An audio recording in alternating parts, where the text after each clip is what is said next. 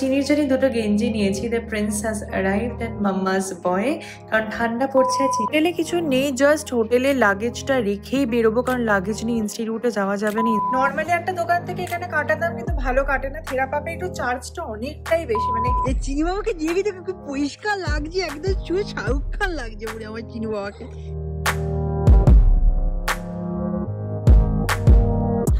Welcome back to my channel স্পন্দন। তোমাদের সকলকে স্বাগত জানাচ্ছি আমার চ্যানেলের একটা ব্র্যান্ড নিউ ব্লগে। আজকে সানডে, নর্মালি সবার ছুটির দিন, আর আজকে আমার কাছে একটা বিভৎস স্ট্রেসফুল হেক্টিক ডে যাকে বলে। মানে আজকে এত কিছু রয়েছে সকাল থেকে। আজকে আমার সকালে একটা ব্র্যান্ড শ্যুট ছিল পারুল গার্গের। প্রোডাক্টটা এখনই তোমাদের বলতে পারবো না, কারণ ওটা এখন ওরা লঞ্চ করেনি, তাই অফিসিয়ালি ওরা বলেছে কোথাও জানাতে না। তো যাই হোক, তারপর আমার আবার ব্যাগ গোছানো আছে। আমার কালকে ভোরবেলা বেরোনো, মানে আজকে মাঝরাত্রে বেরোনো, কালকে 6:30টায় ফ্লাইট টুয়ার্ডস চেন্নাইয়ে ওয়ার্কশপ আছে। আজকে চিনিকে যাব চুল কাটাতে, থেরাপাপে 3টের সময় অ্যাপয়েন্টমেন্ট আছে। ব্যাগ গোছাতে হবে, মানে সবকিছু নিয়ে হেক্টিক টু হেক্টিক শ্যুট। তো যাই হোক, সকালে উঠে অনেকক্ষণ উঠে ব্রেকফাস্ট করে পারুল গার্গের শ্যুটটা 50% কমপ্লিট হয়েছে, 50% এখনো বাকি আছে, ওটা পরে করবো। একটু অয়েলিং করেছি, আর এখন ফার্স্ট যে কাজটা করবো সেটা হচ্ছে ওয়ার্কশপ যাওয়ার জন্য ব্যাগটা গুছিয়ে নেবো। তো চল আর বেশি কথা না বাড়িয়ে দিনটাকে ব্লগটাকে দুটোকেই শুরু করি। সো ফাইনালি এই যে ব্যাগ গোছানো পুরো হয়ে গেছে আমার, চিরাচরিত এই লাল ব্যাগ। এবার জাস্ট লক করবো, তারপর চান করতে যাবো। চলে এসেছি খাবার নিয়ে। এখন দুপুরের খাবার আজকে আমাদের খুব সিম্পল মেনু, পাঁপড় ভাজা, ঘি ভাত, আর একটু মাংস আছে, কষা মাংস, ব্যাস এইটুকুনি। কারণ থেরাপাপিকে কিছু না কিছু খাওয়া হবেই। আর এখন বাজে 2:20, আমাদের 2:45টার মধ্যে বেরোতে হবে। 2000 years later. এখন বাজে 3টে, আমাদের 3টে অ্যাপয়েন্টমেন্ট ছিল। এই যে 3:30 অ্যাপয়েন্টমেন্ট ছিল, তুই বলেছিস 3:30। 3টে। চলো, এই যে চিনি পুরো রেডি। চিনি চল, জন্য রেডি তো? চিনিকে এখন লাস্ট বার আমি দেখানো একটা জঙ্গলি অবস্থা। এবার একদম ছেলে পুরো ফ্রেশ হয়ে আছে, শাহরুখ খানের আসবে, পুরো শাহরুখ খান না, পুরো দেব পুরো দুই পৃথিবী। চলো চলো বাবা, চলো। সো বেরিয়ে গেছি, এখন যাবো আমরা থেরাপাপে। ওখান থেকে চিনিকে কাটাই। নর্মালি একটা দোকান থেকে এখানে কাটাতাম, কিন্তু ভালো কাটে না। থেরাপাপে একটু চার্জটা অনেকটাই বেশি। মানে এই ধরে চিনির আছে, ফুল গ্রুমিং করবে প্রায় 4 থেকে 4,500 টাকা লাগবে, কারণ প্রচুর জট পড়ে। মানে ওকে রেগুলার আঁচড়ানোর পরেও ওর একটু জট পড়ে, এটা শিটজুদের প্রবলেম। তো তাই জন্য ওটা করাবো আজকে। আর যেহেতু গৃহপ্রবেশ, তাই ওর একটু প্রপার গ্রুমিং দরকার, নাহলে তো বাড়িতে আমিই করি। আমরাই মোটামুটি 4 মাস অন্তর অন্তর একবার প্রপার গ্রুমিংটা করাই, বাকি সময়টা আমি বাড়িতেই করে দিই, শ্যাম্পু ট্যাম্পু সব কিছু। চিনি নিজের বাবার গাড়িটা দারুণ চেনে, আবার একটু হিসেও করে নেবে গাড়িতে হয়তো। তার আসছে, বাবা আসছে, দেখো না, মানে এক্সাইটমেন্ট দেখো। মানে কেন আমি দরজাটা খুলছি না, শুধু দরজাটা শুধু খোলার অপেক্ষা। যাও যাও, ওই দেখো নিজেই উঠে বসে গেল। Good boy, good boy. Heavy excited আছে, বেড়াতে যাবো। গুড বয়, চলো। হ্যাঁ, পারলে গাড়িটা ওই চালিয়ে দেবে, বুঝলে তো? দেখো, আসো আসো চিনি, বসো। সিট সিট সিট বাবা। বসে গেছি গাড়িতে। এই যে অনিন্দ এখানে গাড়ি চালাচ্ছে, আর আমাদের এখন পৌঁছাতে লাগবে 26 মিনিট। চিনি হেভি এক্সাইটেড, এরকম বসে আছে আমার কোলে আর বাইরে দেখছে। তো চলো এবার চিনিকে নিয়ে যাওয়া যাক। এসে গেছি আমরা থেরাপাপে। এখানে সব আরো পেট প্যারেন্টসরা ঢুকছে, তাদের সব গাড়ি নিয়ে। চলো আমরাও এন্টার করে। আচ্ছা, জায়গা তো আছে, খালি তো রয়েছে এখন। চলো চিনি, চিনতে পেরেছিস? দেখ, অন্য সময় হাঁটতে চায় না, এখানে এসে দেখো লেজ উঠিয়ে হাঁটতে চাচ্ছে। চলো, চল চল চল। এদের কি করে জানি না মনে থাকে, চিনি আগে প্রতিবার এখানে এসে এই জায়গাটাতেই হিসু করবে। এই যাই করে হিসি পটি সব এখানেই করে, কেন জানি না, ভগবান জানে। এ ঠিক বুঝতে পারে মনে এই যে এই জায়গাটা করলে সুবিধা হবে। ও মা, এই বসার স্টাইলটা খালি দেখো। এখন মোটামুটি এই যে আরেকজন চলে এসছে, দেখতে হবে। নো নো, ওই যে আরেকজন খুলে দিয়েছে, চিনিকে খুলে দিয়েছে। চিনি একা একা ঘুরে বেড়াচ্ছে, চিনি বাবা একা একা ঘুরে বেড়াচ্ছে। আবার হিসি করতে গেলে উফ, আমি আর পারি না। এ যত সব কটা পিলারে, যতগুলো পিলার আছে সব হিসি করবে বাবা। হ্যাঁ চল। চিনিকে নিয়ে থেরাপা বাসাটা আমাদের কাছে মনে হয় কোনো বাচ্চাকে নিয়ে আমরা পার্কে এসেছি। এত প্রাণ ভরে চিনি খেলা করে এখানে সবার সাথে, সত্যি মনটা ভরে যায়।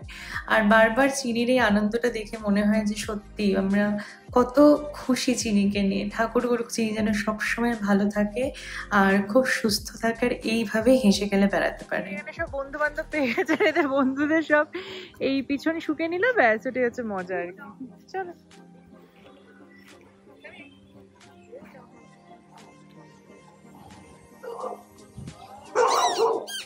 আর যাচ্ছে লিস্ট খানা দেখো না, টুই টুই টুই টুই করতে করতে নসতে নসতে যাচ্ছে। এখানে কুকুর দেখা যায়, এখানে বেশ মজা লাগে বেশ। আর একজন ভাপিয়ে গেছে দৌড়াদৌড়ি করে। আর শুধু বড় কুকুরদের একদম ভয় করে নাই, কি ভগবান জানে এটা কি প্রবলেম। এটা কি বাচ্চাদের ভয় পায়, এদিকে বড় কুকুরদের ভয় পায় না। দেখ ওখান থেকে দেখছি মালগুলো কি করে, ওই যে ছোট গাড়িটা ঢুকে গেছে ওটা থেকে। কি এক্সাইটমেন্ট দেখো, এক্সাইটমেন্ট দেখো। ওই ওই ওই ওইটা পিছনে লেগেছে।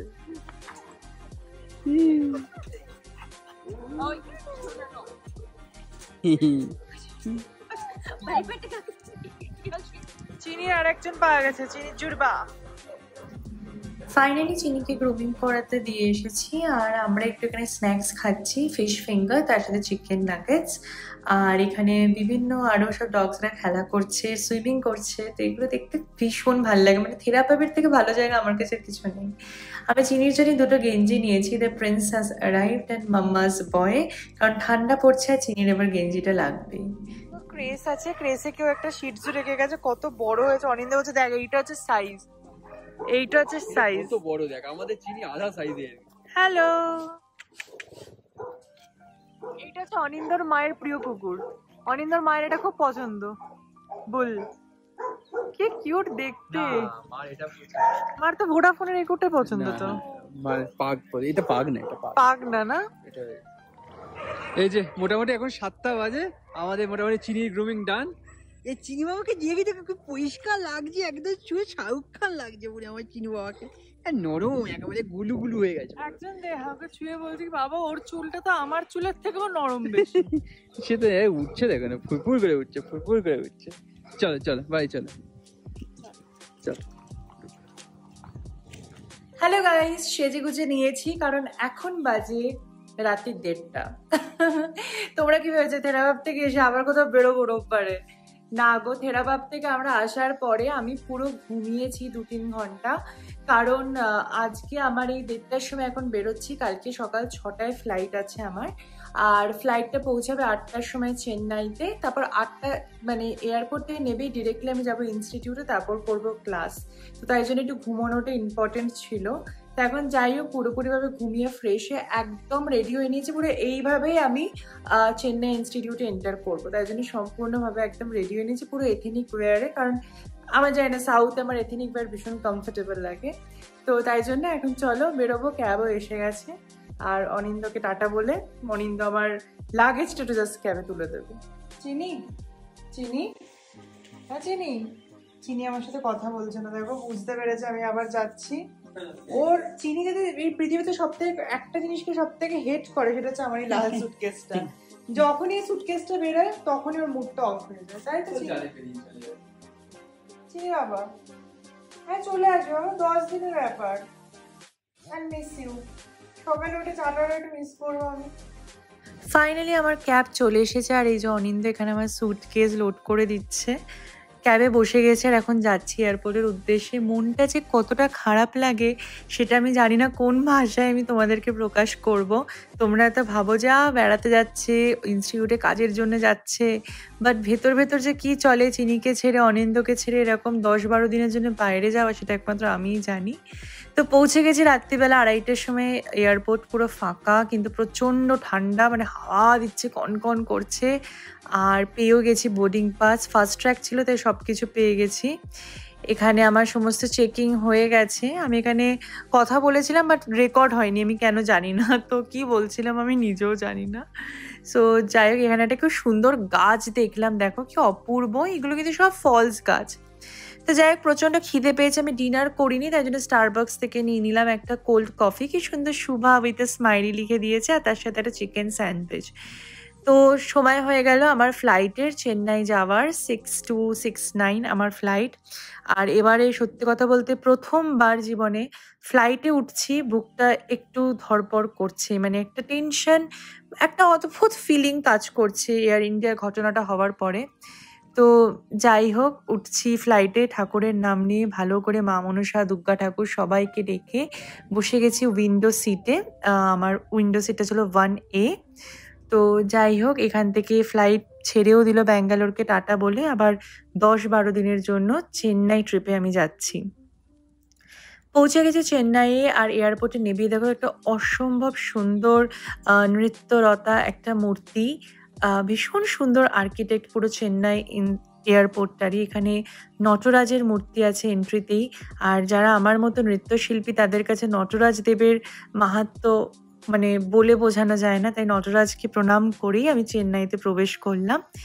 চেন্নাইয়ে সব থেকে প্রবলেম হচ্ছে এয়ারপোর্ট থেকে বেরিয়ে সোজা ট্যাক্সি পাওয়া যায় না, এরকম শাটল ধরতে হয়, সেটা ধরে যেতে হবে একটা অন্য প্রান্তে, সেখান থেকে হচ্ছে তোমার উবের।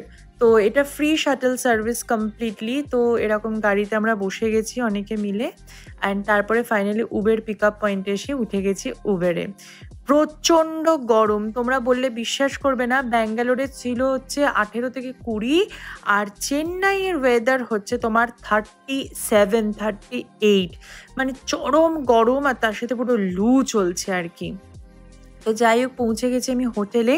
হোটেলে কিছু নেই, জাস্ট হোটেলে লাগেজটা রেখেই বেরোবো, কারণ লাগেজ নিয়ে ইনস্টিটিউটে যাওয়া যাবে না, ইনস্টিটিউটে একটু কাজ চলছে সামনে, তাই জন্য লাগেজটা জাস্ট রেখে যাবো। পৌঁছে গেছি হোটেলে, এবার জাস্ট ব্যাগটাকে রেখেছি, আমি জাস্ট একটু ফ্রেশ হবো অ্যান্ড দেন ইনস্টিটিউট যাবো। এখান থেকে 1/2 ঘন্টা লাগবে, 10টার মধ্যে পৌঁছে যাবো। তো যাই হোক আজকে আমাদের ব্লগটাকে আমি এখানেই শেষ করছি, আর দেখা হচ্ছে এবার চেন্নাই ব্লগে। তারপরে বাড়িতে গৃহপ্রবেশ, ওনার বাবা কিরকম একটা প্যালপিটেশন, টেনশন সব মিশিয়ে যাবে। বাট এনিওয়ে আশা করবো আজকের ব্লগটা তোমাদের ভালো লেগেছে। ভালো লাগলে অবশ্যই কমেন্টে জানিয়ে কেমন লাগলো, আর সবার সাথে দেখা হচ্ছে নতুন ব্লগে খুব তাড়াতাড়ি। বাই।